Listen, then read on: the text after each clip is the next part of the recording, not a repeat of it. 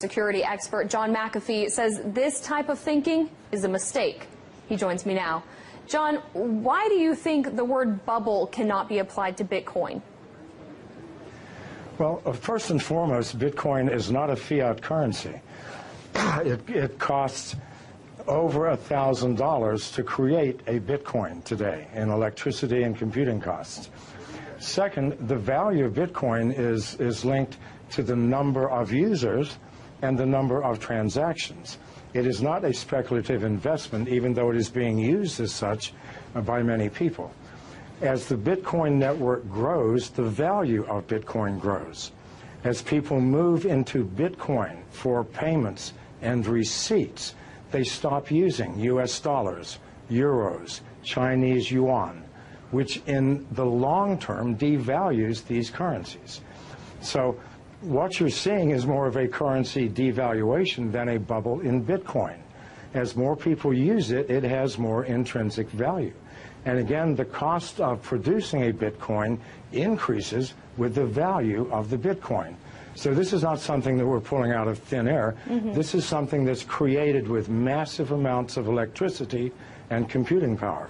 Well, someone who disagrees with you on the term of bubble when it comes to Bitcoin is Mark Cuban. Back in June, he tweeted, "I think it's a bubble. I just don't know when or how much it corrects." When everyone is bragging about how easy they're making money, that equals a bubble. Now, when he tweeted that, Bitcoin dipped in price. So how can one person's random Twitter thread have that effect on the price? And what does it say about Bitcoin stability? Well, it says nothing about Bitcoin stability. After it dropped $500, it's now at 44. So these temporary fluctuations are meaningless, created by speculators, people who do not understand the fundamental technology of the blockchain. Those who do know that in the long term, these fluctuations will make no difference. The more people who use Bitcoin, the more valuable it will become. This is the only metric we can use. Now, Bitcoin and blockchain go hand in hand, but blockchain's ability to track financial transactions in a way that is incorruptible, it gives it infinite amount of uses outside of the original purpose of using it for Bitcoin. Do you see blockchains overtaking certain aspects of the financial system as we know it now? It will take over all aspects.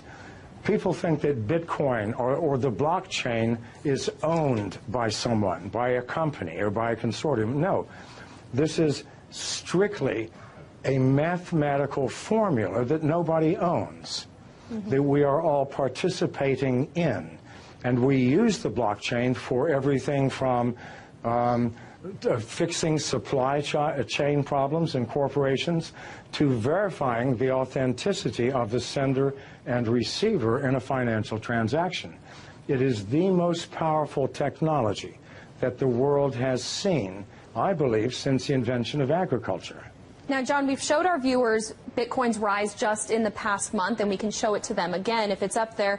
But on July 17th, 1 month ago, you tweeted that Bitcoin's low of 1,800 yesterday simply could not be maintained.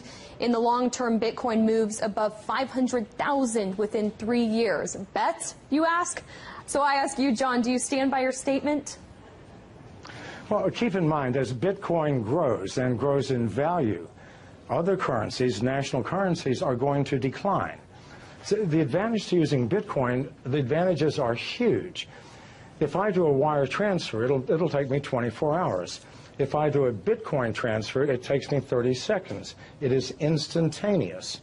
I know people who do not use any other currency now other than Bitcoin. They buy their houses, their cars, everything using Bitcoin by connecting to other users who sell the things that they need. As more and more people use this, what will happen to national currencies? They will obviously devalue. They have to. So that 500,000 includes a massive devaluation in the US dollar, which absolutely has to come if Bitcoin continues to grow at its current rate. Well, it's certainly a community effort, and the Bitcoin community and for other cryptocurrencies, it's only growing. John McAfee, founder of McAfee Incorporated, thank you so much for your thoughts today.